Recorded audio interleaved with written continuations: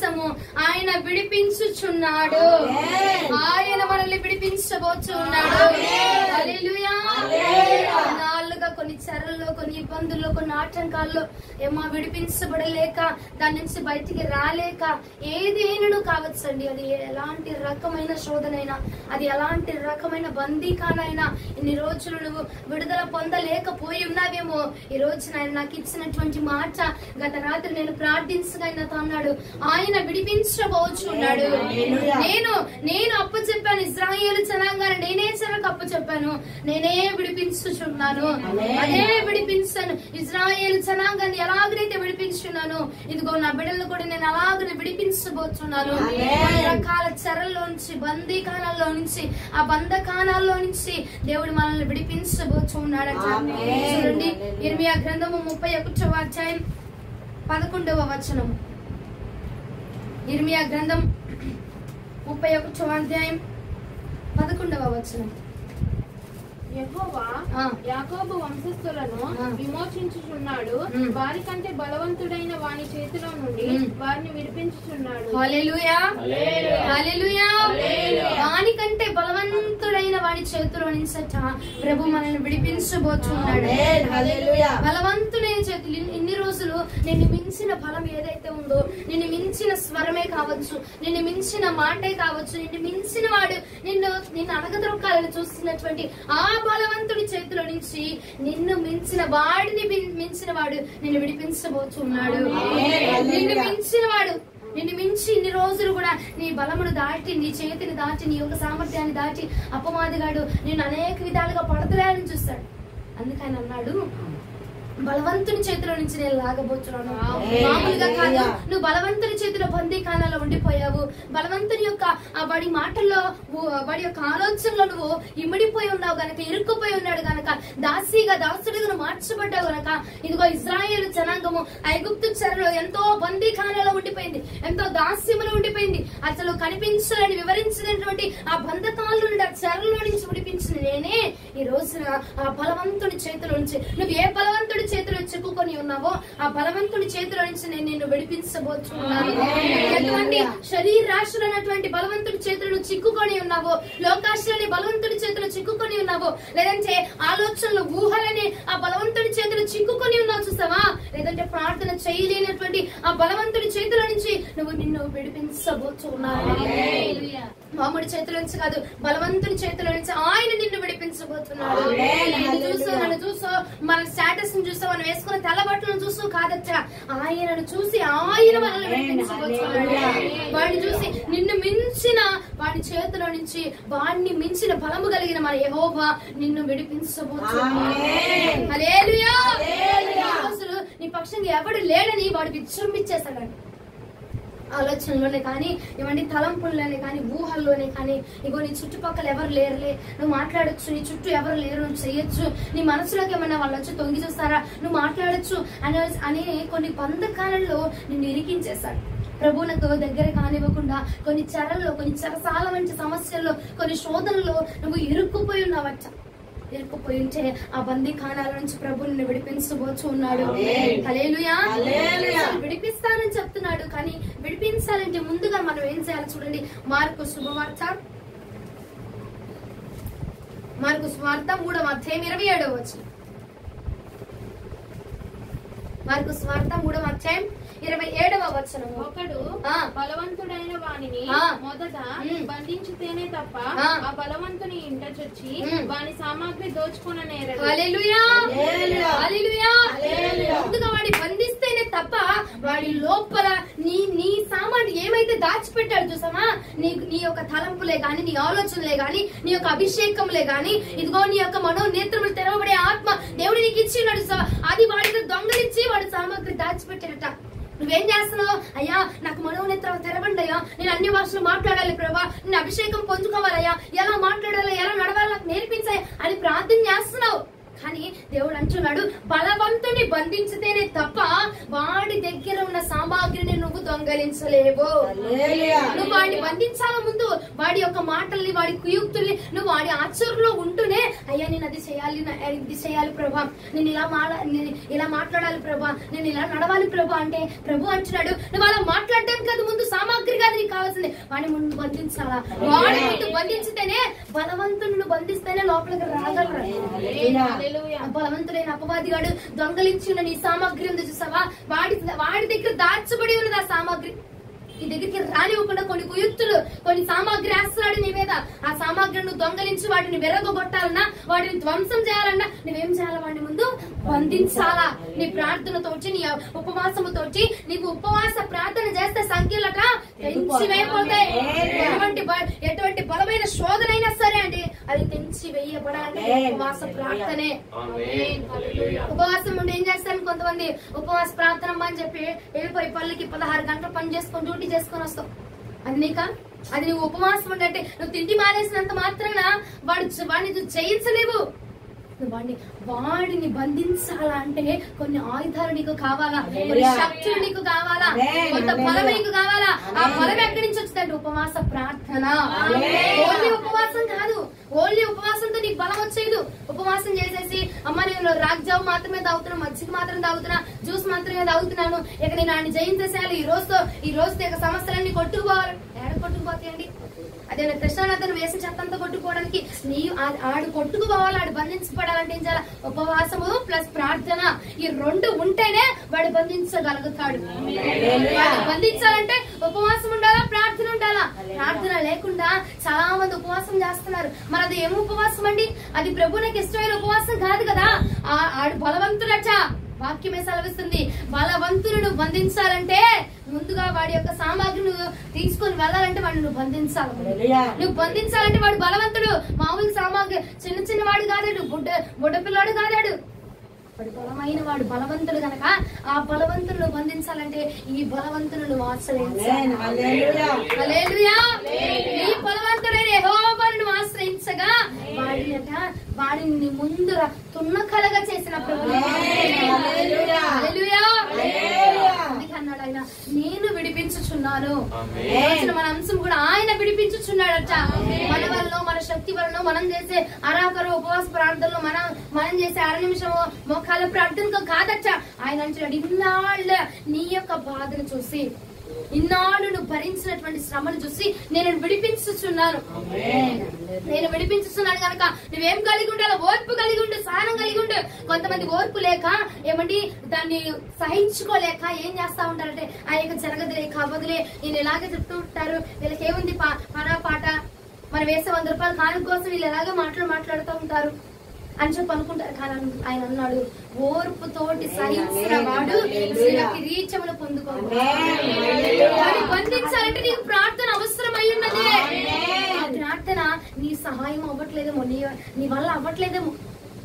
చేసావు, కొద్ది రోజులుగా ప్రార్థిస్తున్నావు, కొద్ది రోజులుగా మొర పెడుతున్నావు, నీ వల్ల అవ్వట్లా, నీ బలం సరిపోవట్లా. అందుకే ఆయన అంటున్నాడు, నేను వచ్చి వాడిని విడిపిస్తాను.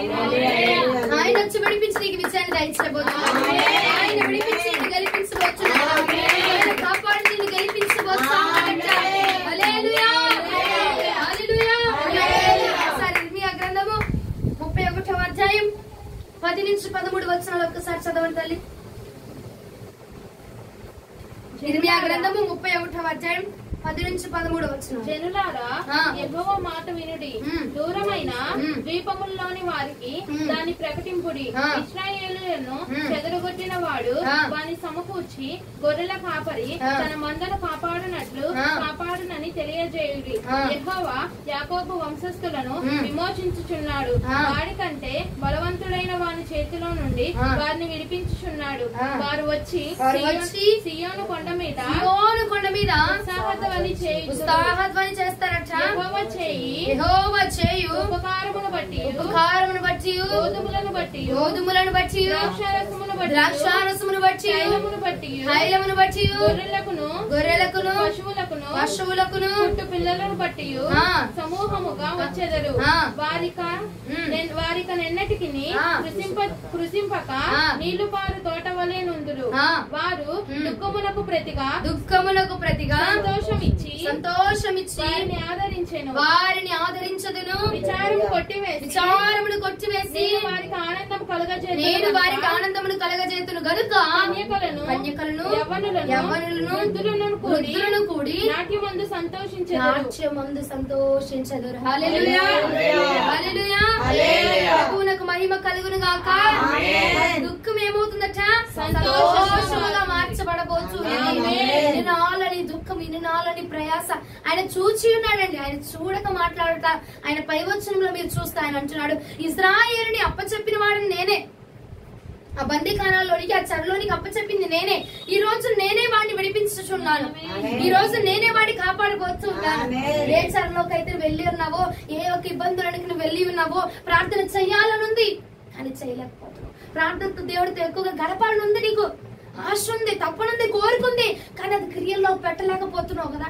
ఇన్ని రోజులు ప్రభుత్వ పట్టుగా నడవాలన్న ఆశ, కోరిక నేను రెట్టించబడుతుంది, కానీ అడుగులు వేయడానికి నీ శరీరం సహకరించట్ల, సంసిద్ధం అవ్వట్లేదు, నీ మనసు సంసిద్ధం అవ్వట్లేదు, నీ క్రియలు సంసిద్ధం అవ్వట్లేదు. చేద్దాం అనుకునేసరికి ఏదో ఒకటి ఆ వస్తూనే ఉండి ఆటంకాలు జరుగుతున్నాయి. ఆ బందీఖానాలో నుంచి కూడా నా ప్రభు నిన్ను విడిపించబోతున్నాడు. ఆయనే వచ్చి నిన్ను విడిపించి ఏమండి దుఃఖమునకు ప్రతిగా సంతోషము, నీకు ఆనందమును ధరింపజేస్తాము. ఇది కదండి మనకు ఆనందము, ప్రభుతో గడపడమే కదండి మనకు నిత్యమైన ఆనందము. ఆనందము లేక ఇన్ని రోజుల్లో కొట్టుకు మిట్టుకులు ఆడుతున్నావేమో, లేదంటే ఏ విషయం గురించి అయినా సరేనామండి, ప్రార్థనే కాదు, ఏ విషయం గురించి అయినా, నువ్వు దేని గురించి అయితే మనస్తాపానికి గురవుతున్నావు, ఏ విషయం గురించి మనస్తాపానికి గురవుతున్నావు, ఏ మనిషి వల్ల, ఏ మనుషుల వల్ల, ఏ ఒక క్రియల వల్ల నువ్వు దేవునికి దగ్గర అవ్వలేకపోతున్నావో, వాటన్నిటిని బట్టి కూడా ఏమండి, ఒకసారి 12వ వచనం ఒకసారి చదువు తల్లి. వారు వచ్చట సియోను కొండ మీద ఉత్సాహధ్వని చేయబోతున్నవాటి. యెహోవా చేయు దేన్ని బట్టండి? యెహోవా చేయు ఉపకారమును బట్టి, గోధుమలను బట్టి, ద్రాక్షారసమును బట్టి, తైలమును బట్టి, గొర్రెలకును పశువులకును పుట్టు పిల్లలను బట్టి సమూహములుగా వచ్చేదరు. సమూహములుగా మీరు రాబోతున్నారు. వారికి ఎన్నటికీ కృషింపక నీళ్లు పారు తోటవలే ఉండబోతున్నారు. కృషించుకోలేక ఎన్నటికీ మనస్తాపం చెందక నీ మీద ఆ నీరు అనగా ఆయన పరిశుద్ధాత్మను కుమ్మరింప చేసి ఎన్నటికీ నువ్వు కృషింపబడవిక వేస్తున్నాము. నీ తోట ఎప్పుడు కూడా ఇక వృద్ధి చెందుతూనే ఉండదట. నీరు పెట్టింది, నారు పెట్టింది, నీరు పోసే సమస్తం ఆయనే. ఆయన నిన్ను నాటాడు, ఆయన నిన్ను వృద్ధి చేస్తున్నాడు, ఆయన నిన్ను ఫలింపు చేయబోతున్నాడు. నువ్వట ఇదిగో సియోను కొండని ఎక్కి ఆయన పర్వతము వద్దకు వచ్చి ఆయనను స్తుతించబోతున్నారట, ఉత్సాహధ్వని చేయబోతున్నారట. దేన్ని బట్టి ఉత్సాహధ్వని అండి? యెహోవా చేయు ఉపకారములను బట్టి, ఆయన ఇచ్చు గోధుమలను బట్టి, ద్రాక్షారసమును బట్టి, తైలమును బట్టి, గొర్రెలకును పశువులకును పుట్టు పిల్లలకును సమస్తాన్ని బట్టి కూడా నువ్వు ఉత్సాహధ్వని చేయబోతున్నావు. ఎందుకంటే అండి ఏమండి, ఇంకో నీకు వివాహం కావట్లేదు కాబట్టి ఆ వివాహపు చెరలో నుంచి నేను విడిపిస్తున్నాను, పిల్లలు పుట్టట్లేదు కాబట్టి ఆ చెరలో నుంచి విడిపిస్తున్నాను, లేదంటే పలానా చెర అన్నట్ల సమూహము మొత్తం అంతట్లో నుంచి కూడా ఆయన చేయి ఉపకారములన్నిటిలో నుంచి నీకు ఏ ఉపకారం కావాలో ఆ ఉపకారములన్నిటిలో నుంచి కూడా నా ప్రభు నీకు సహాయం దయచేస్తున్నాడు. ఆయన విడిపించబోతున్నాడు. ఇన్ని రోజులు నువ్వు అనుభవించావు నింద, చెర, బాధ, అవమానము, కృషించిపోయావట. అంటున్నాడు నువ్వు కృషింపక్కర్లేదు, నువ్వు కృషించుకోవాల్సిన అవసరం లేదు. నీ కుటుంబం విషయంలో అవ్వచ్చు, నీ బిడ్డల విషయంలో అవ్వచ్చు, నీ భర్త విషయంలో అవ్వచ్చు, ఏ విషయమైనా అవ్వండి, నువ్వు కృషించబడాల్సిన అవసరం లే. ఎందుకంటే నీ తోటకి నీరు నీ తోట ఫలించబోచ్చు,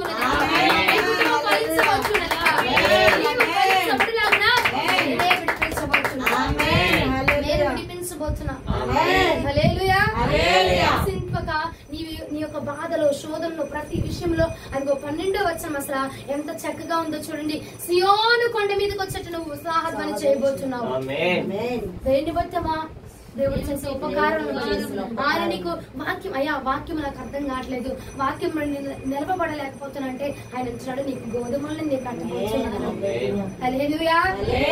ఏ విధంగా ఏ రకమైన శోధన, ఏ రకమైన మనస్తాపం, అయ్యా నాకు వాక్యం అర్థం కావట్లేదు, లేదంటే నీ రక్తాన్ని, శరీరాన్ని, రక్తాన్ని నేను తీసుకుంటున్నాను కానీ అందులో నేను నిలవలేకపోతున్నాను ప్రభు. నేను వాక్యానుసారంగా బ్రతకాలనుకుంటున్నాను కానీ ఆ వాక్యానుసారంగా నేను బ్రతకలేకపోతున్నానయ్యా. నా మనస్సులో ఆలోచన ఉంది కానీ అది నేను క్రియల్లో పెట్టలేకపోతున్నా.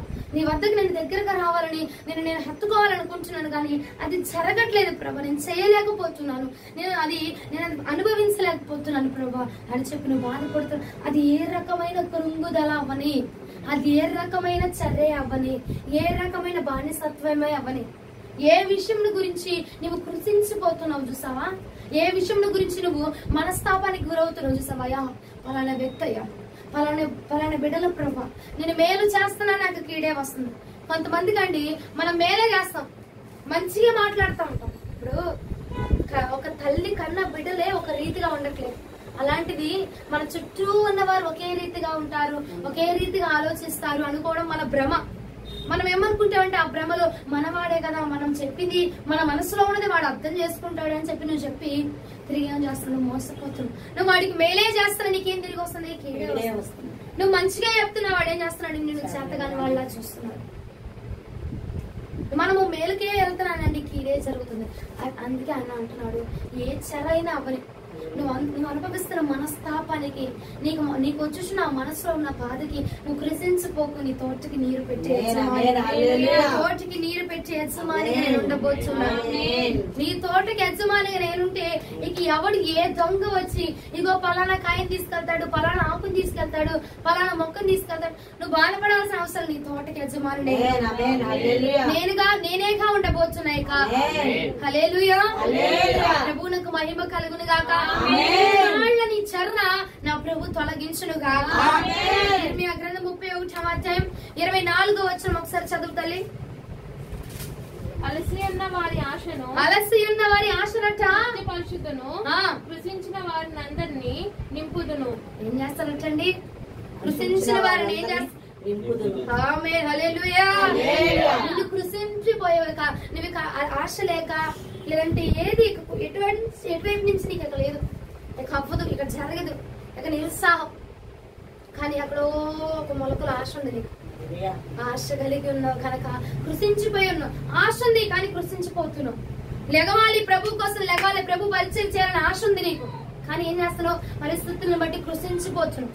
దేవుడి పని చేయలేకపోతున్నావు, దేవుడికి ఇష్టమైన విధంగా నువ్వు నడవలేకపోతున్నావు, ఇష్టం లేని కార్యాలే జరిగిస్తున్నావు. ఆశ ఉంది కానీ కృషించిపోతున్నావు, తప్పనుంది చేయాలనే కానీ కృషించిపోతున్నావు. ఏవో నాకు జరగట్లేదు, ఈ పని ఈ కార్యం జరగట్లేదు అనుకుంటున్నావు, కృషించిపోతున్నావు పరిస్థితిని బట్టి. కానీ ఎక్కడో ఒక మూల ఆశ ఉంది కదా, అందుకే ఆయన అంటున్నాడు ఆశను బట్టి కృషించిపోయినా పర్వాలేదు, నేను నిన్ను నింపబోతున్నాను. ఎప్పుడు చెప్తుంటాడు పేతురయ్య, అసలు ఎంతో గొప్ప దైవజనుడు ఆయన. ఏం చేసి నన్ను కృషించిపోయాడండి.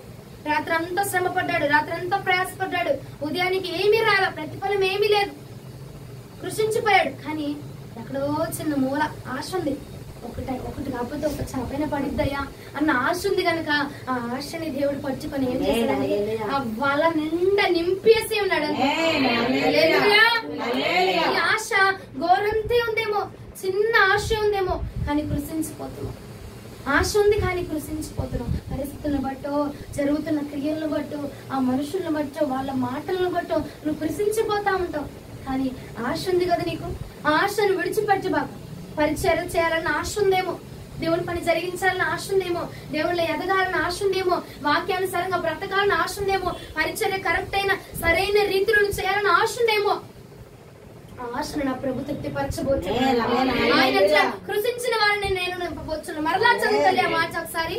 అలసి ఉన్న వాడి ఆశనట తృప్తిపరచబోతున్నాడు. కృషించిన వారిని అందరినీ, ఏమంటే 2 ముగ్గురు కాలేచ, 4 5 కాదు, అందరినీ. ఆశ ఉన్న ప్రతి ఒక్కరిని నా ప్రభు నింపబోతున్నాడు. ఆశని ప్రతి ఒక్కరిని నా ప్రభు నింపబోతున్నాడు.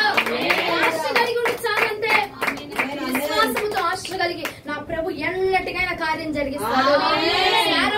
100 సంవత్సరాలు వృద్ధాప్యము, మృతతుల్యం అయిపోయిందట గర్భము.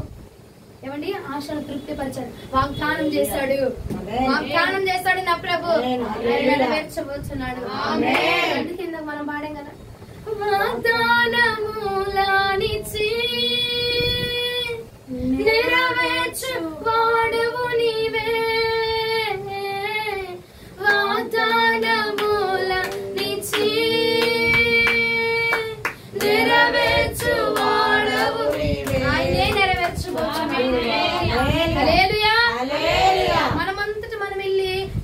పెట్టించుకుందామమ్మా, సంతకం పెట్టించుకుందామా. నువ్వు ఎంత కాడికి పోరాటం చేసినా ఆ వాగ్దానం నెరవేర్చే సమయం ఒకటి ఉన్నది. ఆ వాగ్దానం నెరవేర్చే సమయం ఉన్నది కాబట్టి ఆశ కొని ఉండు. ఆశ కలిగిన ప్రాణాన్ని నా ప్రభు తృప్తి పరుస్తుంది. అసలు ఎంత చక్కటి మాట అండి. నువ్వు కృషించిపోతున్నావు, బాధ చెందుతున్నావు, అయ్యో కృంగిపోతున్నావు, కానీ నీలో ఆశ ఉంది. ఆశ ఉంది, నేను పరిచర్య కరెక్ట్ గా చేయాలా. కానీ ఉన్న పరిస్థితులు ఏం చేస్తున్నాయి, నిన్ను కృంగదీస్తాయి, నీకు బాధను కలిగిస్తాను. చేయలేనేమో, ఇక నేను కరెక్ట్ గా చేయలేనేమో, దేవుని ఎదుట, ఆయన న్యాయపీఠం ఎదుట నేను ఒక ముద్దాయిలో నిలబడాల్సిందేమో అని చెప్పి నువ్వు అనుకుంటున్నావేమో, బాధపడుతున్నావేమో. కానీ చెయ్యాలని ఆశ నీకుంది కాబట్టి నా ప్రభు అది నింపబోతున్నాను. అదే కాదండి, ఏ విషయం గురించి అయినను కృషించిన వారిని అందరినీ, పరిచర్య గురించి కృషించిన వారిని అందరినీ, ప్రార్థన గురించి కృషించిన వారిని అందరినీ, పెళ్లి గురించి కృషించిన వారిని అందరినీ, పిల్లల గురించి కృషించిన వారు లేదండి, కృషించిన వారిని అందరినీ. ఆశగా నీ ఉన్నావా, నా ప్రభు చేస్తాడమ్మా.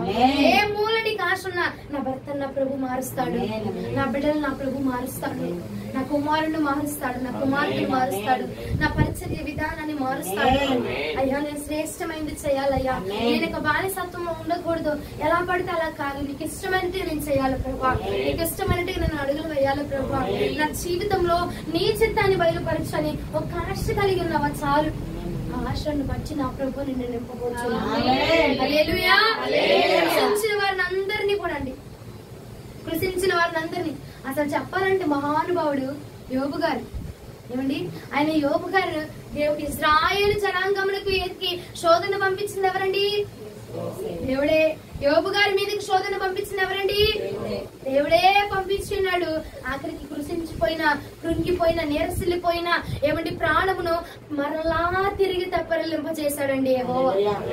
సర్వాన్ని కోల్పోయాడు, సమస్తాన్ని కోల్పోయాడు. భూమి మీద నుండి మనం ఏం చేస్తామో, ఒక పని పోయిందంటే ఇక చాలు, ఒక ఉద్యోగం కోల్పోయామంటే ఇక చాలు, ఏమండి ఒక కన్న బిడ్డను కోల్పోయామంటే చాలు, ఇక సర్వాన్ని సమస్తాన్ని కోల్పోయావు అని చెప్పి మాట్లాడుతుంటారు. కానీ సమస్తాన్ని కోల్పోయింది నిజానికి యోబు గారండి.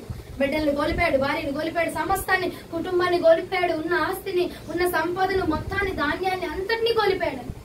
ఆఖరికి ఏకాకిగా మిగిలిపోయి ఆ ఏకాకితనంలో కూడా తను కోల్పోయాడట. తను కోల్పోయాడు, తన నిశ్చల స్థితిని కోల్పోయాడు, తన యొక్క జీవితాన్ని కోల్పోయాడు. అంతా కోల్పోయినా ఆఖరికి నా ప్రభు ఏం చేస్తూ ఉన్నాడండి, తిరిగి లేవనెత్తి. కొంతగా కోల్పోయాడేమో, తిరిగి లేవనెత్తి, లేవనెత్తి ఉన్నాడండి అంతే. హల్లెలూయా. ఎందుకంటే ఆయన విడిపించాడు, అప్పగించింది ఆయనే. ఒకనొక సమయంలో నిన్ను కూడా అపవాదికి అప్పచెప్పాడేమో, నిన్ను కూడా చెరగా అప్పచెప్పాడేమో, నిన్ను కూడా బానిసత్వానికి అప్పచెప్పాడేమో. ఎందుకంటే నీ అంతకు నువ్వు బయటికి తిరిగి రావాలి, నీ అంతకు నువ్వు జన్మించాలా. ఒకరు చెప్తే నువ్వు చేసేది ఏంటి? ప్రార్థన. ఒకరు చెప్పి ఇలా చేయి, అలా చేయి, అలా మోకరించి, అలా చేయండి. ఇంకొకరు చెప్పింది నీలో పని చేస్తుంది కదా, అది కాదు నా ప్రభు నాకు ఇష్టమైంది. నీ అంతటి నీలో నుంచి రావాలా అర్పణ, నీలో నుంచి రావాలా బలియాగం, అది నీలో నుంచి ఆ శ్రేష్టమైన బలి వస్తేనే అది నా ప్రభు అంగీకరిస్తాడట. ఎవరో చెప్పి నువ్వు చేయడం కాదు, నీ అంతటి నువ్వు మార్చబడిపోవాలి. సమర్పణ. దేవుడు చెప్తే నేను సమర్పించుకుంటా, మా పాస్టర్ గారు చెప్తే సమర్పించుకుంటా, వాడు చెప్తే చేస్తా, వీడు చెప్తే చేస్తా కాదు, నీ అంతటి నీకు రావాలా. తానంతటి ఆయన అన్నాడు, ఇష్టముగా సంతోషముగా ఇచ్చేవాడిని. పాస్టర్ అయ్య గారు చెప్పినప్పుడు ఇచ్చేవాడిని కాదు, నీ ఇష్టముగా, నీకు ఇష్టపూర్వకంగా ఇచ్చేవాడిని నువ్వు అంగీకరిస్తానన్నాడు. ఇష్టముగా ఇవ్వు, ఇష్టముగా ఏది చేసినా, కష్టముగా కాదండి, ఇష్టముగా చేస్తే ప్రభు అంగీకరిస్తాడట. హల్లెలూయా. యోబు గారు కూడా ఇష్టముగా దేవుడి యొక్క పనిని, దేవుడి యొక్క కార్యాన్ని జరిగిస్తా ఉండేవాడు. ఆయన అప్పచెప్పినా ఏమన్నాడు, తల్లి గర్భంలో నుంచి నేను దిగంబరిగా వచ్చాను, దిగంబరిగానే వెళుతున్నా అన్నాడు. అంతే తప్ప ఇన్ని రోజులు ఎట్టున్నాను, కానీ ఎట్ట గడవాల్సి వస్తుందేమో ఎట్ట రాసి పెట్టాడు దేవుడు అల్లా. అల్లేదండి, ఎంత కోల్పోయినా, ఎంత ఇదైనా, నీరసిల్లిపోయే స్థితిలో ఉన్నాను, ప్రభువే వచ్చి తానే విడిపించున్నాడు. ఒకటి, యోబు గారు నిరీక్షణ కోల్పోలేదండి, నిరీక్షణ కోల్పోలా. తన యొక్క శరీరం అంతా పుండ్లమయమైపోయినా, గాయాలైపోయినా, ఏమండి గాజు పెంకులతోటి గీరుకుంటున్నా, ఒకటి నిరీక్షణ తను కోల్పోలేదండి. భార్య అంది, ఆ యెహోవాను తిట్టి చచ్చిపోవచ్చు కదా నువ్వు అని అంటే ఒకటే మాట అన్నాడు, నేను నా నోటితో నేను పాపం చేయను, నా దేవుడు నేను దూషించని ఒక్క మాట అనేసి ఏమండి ఎన్ని చేసినా నిరీక్షణ కోల్పోలేదు కానీ ఓర్పును కోల్పోలేదు. కాబట్టి దేవుడు తిరిగి తనని రెండంతలుగా లేవనెత్తి ఆశ ఉంది ఏ నాటికైనా మరలా తిరిగి నా దేవుడు నన్ను వృద్ధి చేస్తాడు. హల్లెలూయా.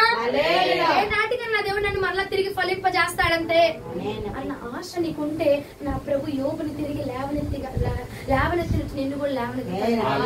యోబుని ఆశ కొని ఉన్నాడండి. యోబు ఆ ప్రాణాన్ని తృప్తిపరిచున్నాడు. అలాంటిది నీ ప్రాణం తృప్తిపరచలేడా? ఆశను ఎందుకు కోల్పోతున్నావు?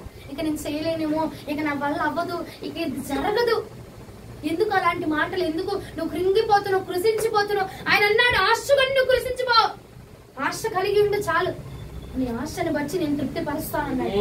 ఆవగింజంత విశ్వాసం నీకుంటే చాలునైనా నేను కార్యం జరిగిస్తాను. విశ్వాసం లేకుండా ఆ చేస్తున్నాడులే, చేసినప్పుడు చూద్దాంలే, చేసినప్పుడు హల్లెలూయా, చేయనప్పుడు ఇక ముడుచుకొని కూర్చోవడం కాదు. చేసినా చేయకపోయినా నువ్వు విశ్వాసం కలిగి ఉండు, ఆశ కలిగి ఉంటే చాలు, నీ ఆశను నా ప్రభు తృప్తి పరచబోతున్నాడు. నా కుటుంబంలో పరిస్థితులు బాగోట్లేదు, నా తల్లిదండ్రులకు సమానత్వం లేదయ్యా, నా తల్లిదండ్రులకు ఇద్దరికి మధ్యలో భేదం లేదయ్యా, ఇదిగో భేదం కలిగినైనా వారి ఇరువురు మాట్లాడుకుంటే సఖ్యత లేదు. విశ్వాసం కలిగి ఉండు, విశ్వాసము కలిగి ఉండి ఈ పొద్దు ఈ ఉదయ కాలం ముందు నా ప్రభు నీతో మాట్లాడుతున్నాడు. విశ్వాసం కలిగి ఉండు, ఆశ కలిగి ఉండి చాలు, ఆశ నా ప్రభు తృప్తి పరుస్తాడు. ఆశను కలిగి ఉండి విశ్వాసమునకు కర్తయు దాన్ని కొనసాగించువాడైన ప్రభు వైపు నువ్వు తిరిగితే ఆయన దాన్ని జరిగించబోతున్నాడు. హల్లెలూయా.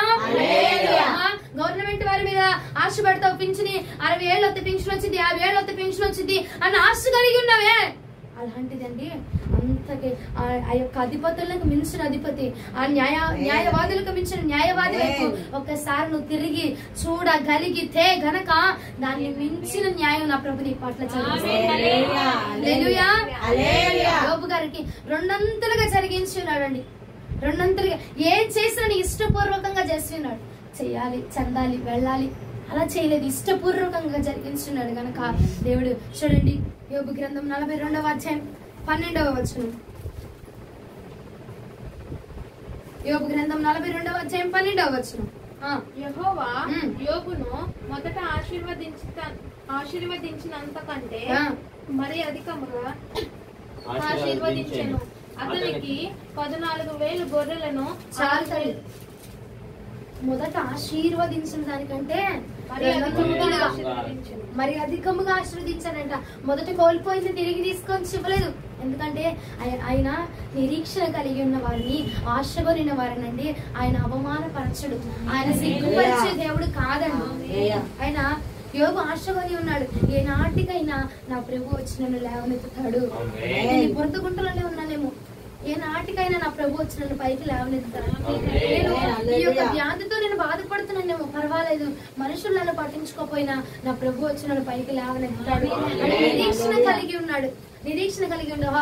ఇక అంతా తీసేసాడులే, నా పరిశుద్ధతను నేను కోల్పోతే ఏమిటి, నా భక్తిని నేను కోల్పోతే ఏమిటి, దేవుడే తీసేస్తాడు కదా, నా భక్తిని తీసేస్తాడు, నా ఆత్మీయ స్థితిని తీస్తాడు, లేదంటే నా బిడ్డను తీసేస్తాడు, నా సంసారాన్ని తీసేస్తాడు, ఇక అంతా కోల్పోయాను కాబట్టి దేవుడే వదిలేశాడు. అలాంటప్పుడు నేను దేవుని పట్టించుకోవాల్సిన అవసరం ఏముంది, పరిశుద్ధంగా జీవించాల్సిన అవసరం ఏముంది అని చెప్పి అనుకోలేదు. ఆయన అన్నాడు, నా కళ్ళతో నేను నిబంధన చేసుకున్నాను, కన్యకను నేను అలాగను చూసేదను. పరిశుద్ధతను కోల్పోలేదండి.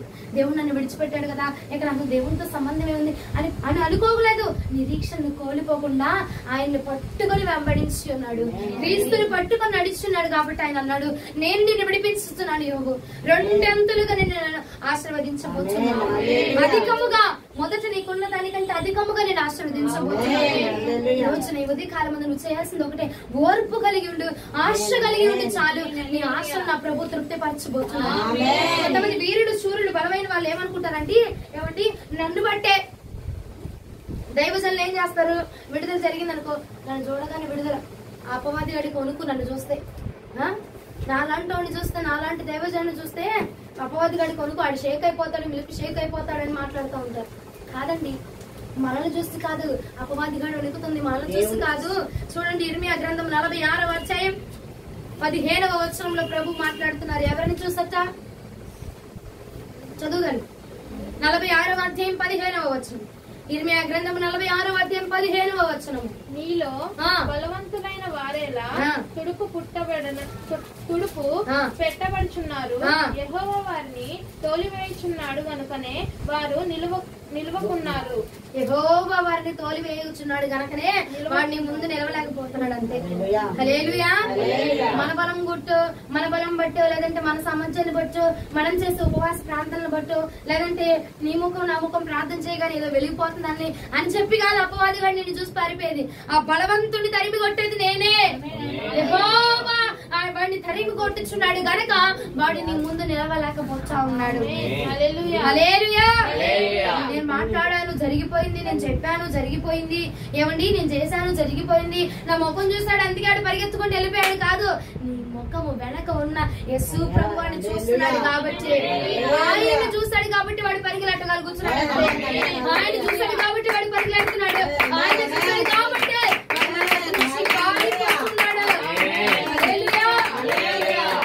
అన్నాడు. నీ మధ్యలో ఉన్న బలవంతుడు ఎలా తుడుపు పెట్టబడుతున్నాడు? నన్ను బట్టి కాదు, నేను కదా పంపిస్తుంది. ఆ శోధన నీ దగ్గర నుంచి ఎలా వెళ్ళిపోతుందమ్మా? ఆ సమస్య నీ దగ్గర నుంచి ఎలా వెళ్ళిపోతుంది? నన్ను బట్టి కదా నేను పంపిస్తున్నాను, నేను తుడిపి పెట్టబడుచున్నాను, నేనే తుడి చేస్తున్నాను కాబట్టి వాడిని ముందు నుంచి నిలవలేక పరిగెడతా ఉన్నాడు. కాదండి, మనల్ని బట్టు, నిన్ను బట్టో, నన్ను బట్టో, నీ ముఖాన్ని బట్టో, నా ముఖాన్ని బట్టు కాదు, ఆయనను బట్టి వాడు పెట్టబడుచున్నాడు. ఆయన్ని బట్టి మనము ఇలా నివసించబడగలుగుతున్నాము. ఆయన్ని బట్టే, మన బలము కాదు, మన సామర్థ్యం కాదు. హల్లెలూయా. హల్లెలూయా. మన మీద గొప్పలం, మన మీద తురువులము, మన మీద తోపులు, ఇది అయిన వాళ్ళం కాదు, ఘనమైన వాళ్ళం కాదు. నేను 8 గంటలు ప్రార్థన చేస్తానమ్మా, అందుకే ఆయన నా దగ్గర నుంచి వెళ్ళిపోయాడు. నిన్ను బట్టి కాదు, నీ ప్రార్థన బట్టి కాదు, ఆయన మన బలమును బట్టి కాదు, ఆయన్ని చూసి నీ ముందు నుంచి వెళ్ళిపోతున్నాడు. 8 గంటలు ప్రార్థన చేసావు కాబట్టి ఆయన వచ్చిండు నీ దగ్గరికి, ఆయన వచ్చాడు కాబట్టి ఆయన వెళ్ళిపోతాడు నీ దగ్గర నుంచి. హల్లెలూయా. మన బలాన్ని బట్టి కాదు, మన సామర్థ్యాన్ని బట్టి కాదు, ఆయన అందుకే ఈ రోజు మనకు అంశము ఆయన విడిపించుచున్నాడు. నీ అంతకు నువ్వు విడుదల పొందట్లా, నీ అంతకు నువ్వు ఎంత లాగిన సంఖ్యలు తెంచివేయబడవు. ఏమండి, ఆయన సమయం వచ్చినది, ఆయన విడిపించబోతున్నాడు. ఇన్ని రోజులు నువ్వు ప్రయత్నించావమ్మా, నీ కుటుంబంలో జరగాల్సిన కార్యాలను బట్టో, నీ క్రియలను బట్టి ఎన్నోసార్లు ఎన్నో విధాలుగా ప్రయత్నం చేసావు. జరగాలయ్యా, అవ్వాలయ్యా, అదయ్యా, ఇదయ్యా ప్రయత్నం చేసావు, జరగల. కార్యం ఏంటంటే ఆయన అన్నాడు, నేను వచ్చి విడిపించాలి అక్కడ, నేను వచ్చి కార్యం చేయాలి అక్కడ, నేను వస్తేనే అక్కడ కార్యం జరిగింది. ఎన్నో సార్లు ఏమండి 1వ అధ్యాయంలో కోల్పోయాడు, 42 అధ్యాయాలు దేవుడు దీవించాడు. మధ్యలో 40 అధ్యాయాలు, ఎంతకాలం 40 అధ్యాయాల వరకు దేవుడు చూడలేదంటారు యోబుని, చూశాడు. కానీ ప్రభు సమయం రావాలా, ప్రభు సమయం వచ్చినప్పుడు ఆయన వచ్చి విడిపించి ఉన్నాడు. ఆ తెగులు నుంచి విడిపించాడు, ఆ బానిసత్వం నుంచి విడిపించాడు, ఆ వ్యాధి నుంచి విడిపించాడు, ఆ మానసిక రోగం నుంచి కూడా విడిపించి మరలా అభివృద్ధి చేస్తున్నాడు, మరలా అభివృద్ధి చేస్తున్నాడు. కాలం వచ్చిందండి, ఆయన కాలం వచ్చిందంటే మొన్న ఈ మాసంలో 7వ తారీఖు ప్రభు చెప్పినాడు, దయ చూపుటకు వచ్చిందంటే వేస్తున్నాము వచ్చింది. కానీ అమ్మా వచ్చింది ఎందుకు జరగట్లా? కొంతమంది జరిగింది, మరి నీకు ఎందుకు జరగట్లేదంటే నీకు విశ్వసించట్లా, నువ్వు నమ్మట్లా, నువ్వు ఆశ పెట్టుకోవట్లా, అందుకనే జరగట్లా. అందుకే ఈ రోజు నీ వర్తమానం చెప్పాను అంటున్నాడు, నేను విడిపించుచున్నా, నువ్వు ఆశపోలంటే, నువ్వు కృషించిపోకూడదు, నువ్వు కృంగిపోకూడదు అంటే, ఆశ పెట్టుకో చాలంటే జరిగి చేస్తున్నాము నా ప్రభు చేస్తాడు, నా ప్రభు అంటే విడిపిస్తాడంటే, నా కుటుంబాన్ని కలుపుతాడు నా ప్రభు అంటే. ఆశగొను తల్లి, ఆశగొంటే నీ ప్రాణాన్ని నా ప్రభు తృప్తి పరుస్తున్నాడు. మనం చెప్పారమ్మా 7వ తారీఖు, కానీ జరగలేదు. ఒకటే కారణం, నువ్వు ఆశ పెట్టుకోవట్లా, నువ్వు విశ్వసించట్లా, నువ్వు నమ్మట్లా. అందుకే ప్రభు అన్నాడు ఒక్కటే ఈ మాట, ఆశగొను చాలు, ఓర్పుతోటి ఆశ కలిగి ఉండు, నీ ఆశ ప్రకారంగా నేను తృప్తిపరుస్తాను. ఏ బాధ అయినా, ఏ కృంగుదలైనా, ఏ విధంగా నువ్వు కృషించిపోతున్నా, ఆశ ఉంటే చాలు నాన్న, నేను నిన్ను మరలా తిరిగి లేవని. నిన్ను బట్టో, నీ బలాన్ని బట్టో కాదు, నేను నిన్ను చూసి నేను వచ్చాను కాబట్టి నన్ను బట్టి నీ పట్ల కార్యం జరగాలి. జెఫన్యా గ్రంథము 3వ అధ్యాయానికి ఒకసారి రండి. జెఫన్యా గ్రంథము 3వ అధ్యాయం 19-20 వచనములు. జఫన్య గ్రంథము, జకర్యా కాదు జఫన్య. ఆ కాలమున ఆ. నిన్ను హింస పెట్టు వారిని అందరినీ నేను శిక్షింతును, ఆ. కుంటుచు నడుచు వారిని ఆ. నేను రక్షింతును, ఆ. చెదరగొట్టబడిన వారిని ఆ. సమకూర్చుదును. ఏ ఏ దేశముల్లో వారు అవమానము నొందిరో అక్కడి నెల నేను వారికి ఖ్యాతిని మంచి పేరును కలగజేసేదను. ఆ కాలమున మీరు చూచుచుండగా నేను మిమ్మల్ని చెరలో ఆ కాలమున మీరు చూచుచూ ఉండగా నేను మిమ్మల్ని చెరలో నుండి రప్పించి మిమ్మల్ని సమకూర్చిన తరువాత మిమ్మల్ని నడిపించును. మిమ్మల్ని నడిపిస్తా. నిజముగా భూమి మీద ఉన్న జనులందరి దృష్టికి నేను మీకు ఖ్యాతిని మంచి పేరుని తెప్పించును. హల్లెలూయా, హల్లెలూయా, యెహోవా వాక్కట. ఆ కాలమున నిన్ను హింస పెట్టు వారినందరినీ నేను శిక్షించబోతున్నాను. ఆ కాలంలో మీరు చూచుచుండగా నేను మిమ్మల్ని చెరలో నుంచి రప్పించబోతున్నాను. ఆ కాలంలో ఎప్పుడండి? కాలం వచ్చినప్పుడు నేను చెరలో నుండి నేను రాగబోతున్నాను. మనంతటి మనకి బయటికి రావాలా, మనంతటి మనకి చేయాలా కాదు. పోలీసులు కూడా చెరలో ఉండి ప్రార్థన చేశారు అంతే. వాళ్ళు వెళ్ళిపోయి సంఖ్యలో ప్రభు ఆత్మ మన మీద ఉంది కాబట్టి మనం వెళ్ళిపోయి సంఖ్యలు తెంచేద్దాము, ఆ యొక్క చెరసాలను బద్దలు కొట్టేద్దాం అని చెప్పి అనుకోవాలా. స్తుతించారు, ప్రార్థించారు అక్కడ అంతే. యెహోవా వచ్చి యేసుక్రీస్తు ప్రభుల వారు వచ్చండి ఆ చెరసాల బద్దలు కొట్టేస్తున్నారు. కాలం వచ్చిందంటే నువ్వు వేచి ఉండి ఓర్పుతో వాళ్ళు ఓర్పుతో ఉన్నారు కాబట్టి, ఆశ ఓడి ఉన్నారు కాబట్టి స్తుతించగలిగి ఉన్నారు, ఆశ కలిగి ఉన్నారు కాబట్టి ప్రార్థన చేయగలిగి ఉన్నారు. అదే నువ్వు కంటిన్యూ చేయి. నేను కాలం చూపిస్తున్నా, కాలం దగ్గరికి వచ్చింది, ఆ బహుమానం పొందుకోబోతున్నా నేను చెప్పినా నువ్వెందుకు ఆశ పెట్టుకోలేకపోతున్నావు? నువ్వెందుకు ఆశ కోరలేకపోతున్నావు? ఎందుకు తృప్తిపరచబడలేకపోతున్నావు? ఆశ పెట్టుకో, నీ ఆశను నేను తృప్తిపరుస్తాను. ఆ కాలమున చెరలో నుండి నేను విడిపించి నేను నిన్ను సమకూర్చి నేను నడిపించబోతున్నా. జనులందరికంటే మంచి పేరును ఖ్యాతిని నేను దయచేస్తాను. ఆశ పెట్టుకో చాలు, నీ ఆశను నేను తృప్తిపరచబోతున్నాను. హల్లెలూయా. యాకోబు కూడా ఆ బలవంతుని యొక్క కుట్రలో చొచ్చుకొని పోయి ఉన్నాడు. ఏమండి, యాకోబు చొచ్చుకుపడలేదా? ఆ స్త్రీ యొక్క మోహంలో, స్త్రీ యొక్క ఆశలు పడద్రోయబడ్డానికి అపవాది, ఆ బలవంతుడు ఆ కుట్రలోనికి ఎంతో బలవంతంగా లాగడానికి ప్రయత్నించిన దేవుని యొక్క మహదైశ్వర్యమును బట్టి, ఆయన యొక్క కృపను బట్టి ఆ చెరలో నుంచి బయటికి వచ్చి, ఏమండి, బానిసగా ఉన్నాడా, రాజుగా మార్చబడ్డా? ఒక రాజుకే అధికారినిగా మార్చబడ్డాడండి. రాజు ఈయన మాట లేకపోతే ఏది చేయడట. అలాంటి అధికారాన్ని పొందుకొని ఉన్నాడు. ఆ బలవంతుని చేతుల నుంచి విడిపించబడ్డాడు. సంసోను ఆ యొక్క బలవంతుని చేతిలో, వాడి చేతిలో ఉండిపోయి, వాడి చేతిలో ఏమండి ఇదైపోయి, వాడి ఆశలకి తృప్తిపరచబడలేక వాడితోనే నడిపించబడి, ఆశలతో నడిపించబడి, ఆ బలవంతుడు ఏదైతే కుట్ర పెట్టాడో, ఆ బలవంతుడు ఏ ఆలోచనలు పెట్టాడో వాటితో ఉండిపోయి ఆఖరికి ఏం తెచ్చుకున్నాడు? మరణాన్ని తెచ్చుకున్నాడండి. అందుకే ఆయన అన్నాడు, ఆ బలవంతుని చేతిలోంచి నువ్వు లాగపడాలంటే నిరీక్షణ కలిగి ఉండు, ఆశ కలిగి ఉండు చాలంతే. ఒక్కసారి మరలా రామము ఇర్మియా గ్రంథం 31:24 చదువుతాలి ఒకసారి. ఇర్మియా గ్రంథం 31వ అధ్యాయం 24వ వచనం.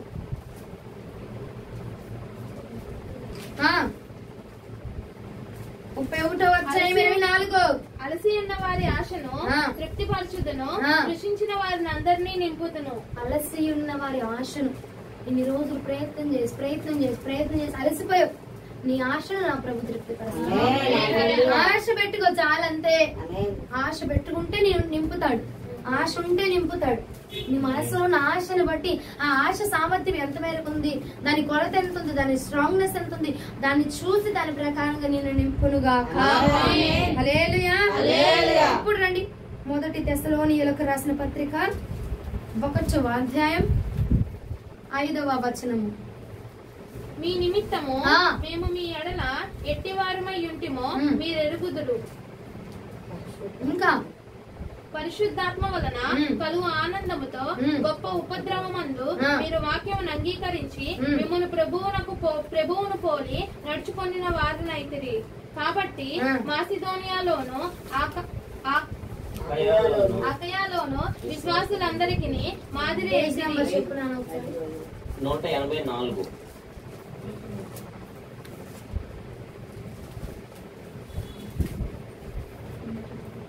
ఓర్పుతో ఉన్నమాట దేవుడు.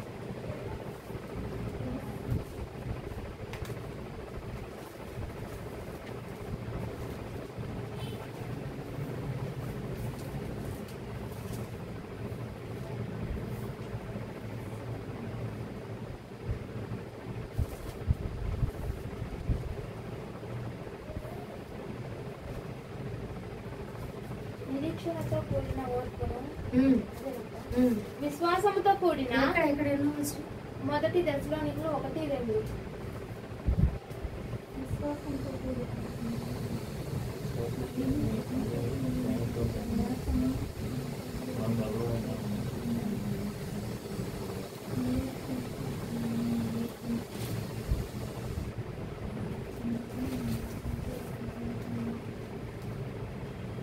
క్షమించండి. 2వ తెస్సలోనికీయులకు రాసిన పత్రిక 1వ అధ్యాయం 5వ వచనం. దేని కొరకు మీరు శ్రమపడుచున్నారో ఆ. ఆ దేవుని రాజ్యమునకు ఆ. మీరు యోగ్యులను ఎంచబడి నిమిత్తము ఆ. మీరిట్లా ఓర్చుకుంటా ఓర్చుకుంటా ఆ. దేవుని న్యాయమైన తీర్పునకు ఉమ్. స్పష్టమైన సూచన అయి ఉన్నది. చాలండి. ఏమంటాడు? మీరిట్లు ఓర్చుకునుట దేవుని న్యాయమైన తీర్పునకు స్పష్టమైన సూచన.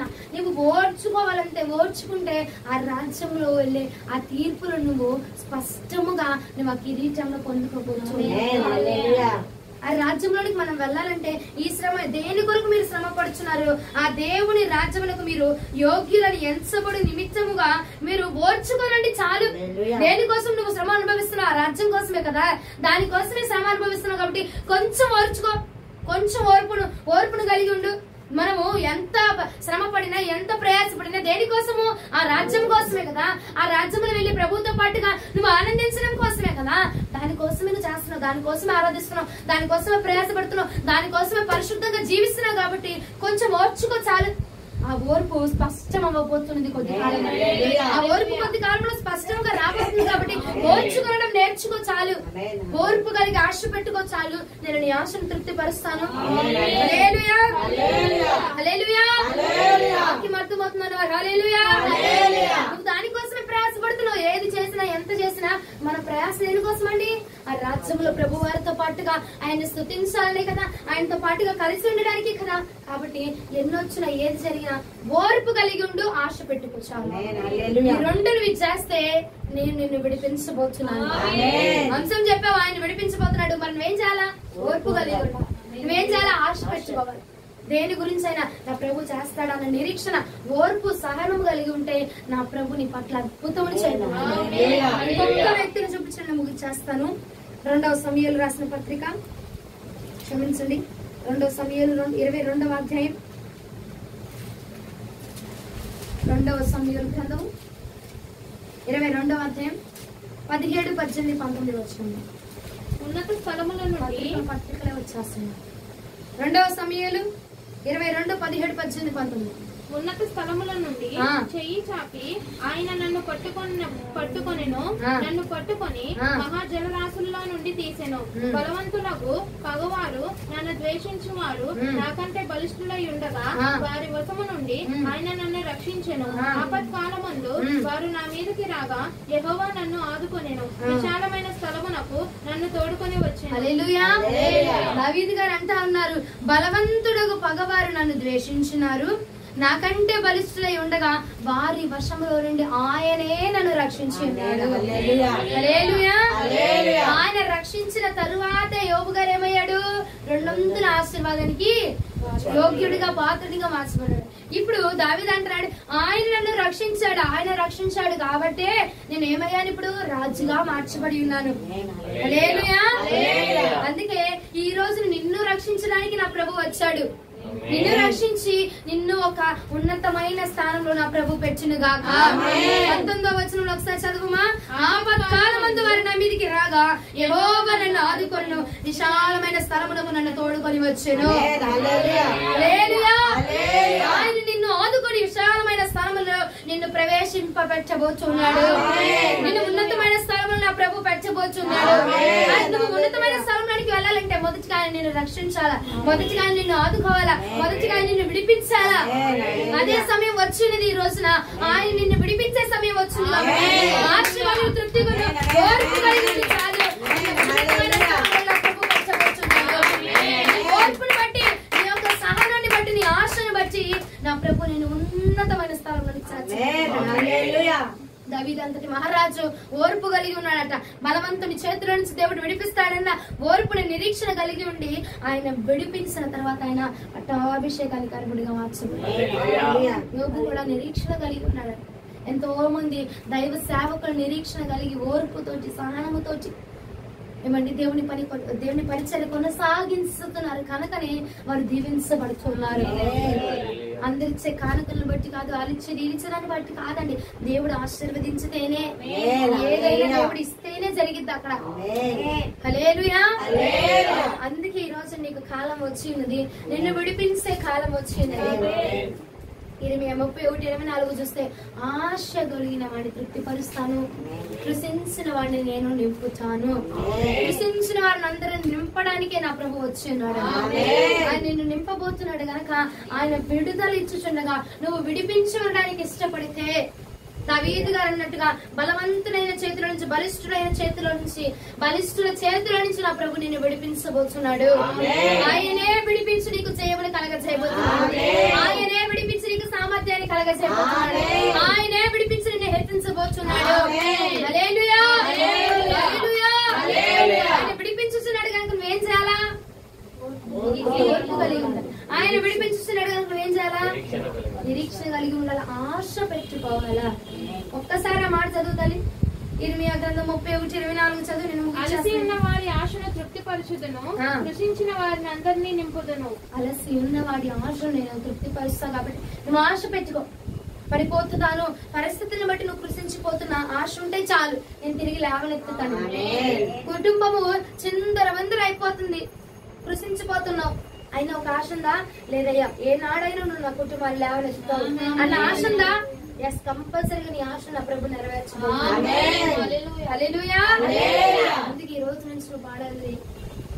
నా బలమంతా